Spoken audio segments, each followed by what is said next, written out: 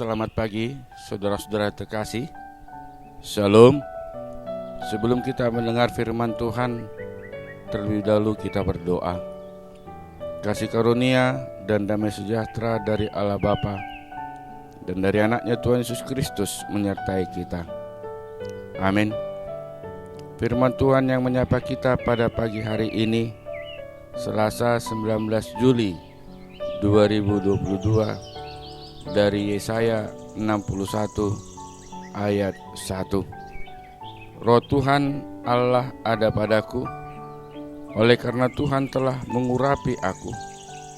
Ia telah mengutus aku untuk menyampaikan kabar baik kepada orang-orang sengsara dan merawat orang-orang yang remuk hati, untuk memberitakan pembebasan kepada orang-orang tawanan dan kepada orang-orang yang terkurung kelepasan dari penjara.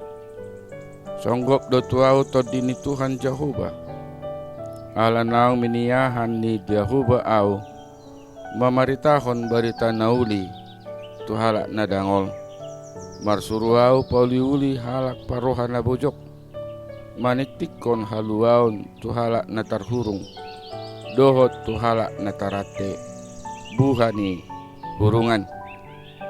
Saudara-saudara yang terkasih, nas kita pada pagi hari ini berisikan tentang pelantikan dan tugas Nabi memberitakan berita sukacita, berita keselamatan kepada umat yang sedang mengalami masa-masa kegelapan dan frustasi.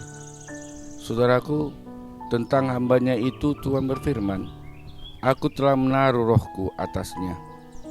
Nabi tahu bahwa roh datang kepadanya. Roh dikaruniakan kepada Nabi. Dengan demikian Nabi telah diurapi. Pengurapan ini adalah proses pelantikan seseorang menjadi hamba Tuhan. Nabi yang telah dilantik menjadi hamba Tuhan ini membawa kabar baik, yaitu kepada pertama, orang-orang sengsara, orang-orang yang berkekurangan, miskin dan tertekan. Yang kedua, bagi orang-orang yang remuk hati, putus asa, patah semangat. Dan yang ketiga, bagi orang-orang tawanan. Saudaraku, kabar baik ini menimbulkan kesukaan, kebebasan, dan kesembuhan. Waktu itu akan disebut tahun Yobel atau tahun rahmat Tuhan, di mana pada tahun rahmat Tuhan tersebut akan terjadi pembalasan Tuhan terhadap bangsa-bangsa penindas. Orang-orang sombong direndahkan dan orang-orang sengsara ditinggikan, seperti yang tertulis dalam 1 Samuel 2 ayat 1 sampai yang ke-10. Perubahan yang akan terjadi di tengah-tengah umat, perubahan yang terjadi di tengah-tengah umat yang frustasi itu digambarkan dengan kiasan yang indah, yaitu perhiasan kepala ganti abu. Biasanya orang yang berduka menaruh abu di kepalanya. Kemudian minyak untuk pesta ganti kain kabung, dan nyanyian puji-pujian ganti semangat yang pudar. Saudaraku, siapakah orang-orang sengsara? Siapakah orang yang remuk hati? Siapakah orang tawanan? Siapakah orang yang dipenjara? Siapakah orang yang berkabung?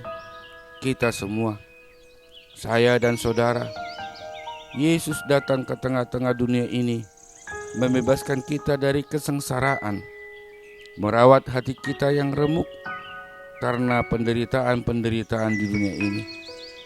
Dengan kematian dan kebangkitan Yesus, kita dibebaskan dari tawanan dan penjara dosa, bahkan kematian.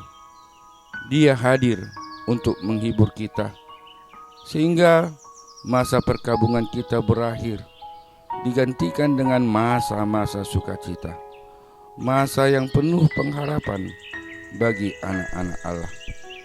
Saudaraku, sebagai orang-orang yang dikasihani Tuhan, saat ini kita terpanggil untuk memberitakan tahun rahmat kepada orang-orang di sekeliling kita. saat ini sangat mendesak untuk kita hayati, renungkan, dan kita menanyakan kepada diri kita sendiri, apakah kita sudah melakukan tugas panggilan tersebut?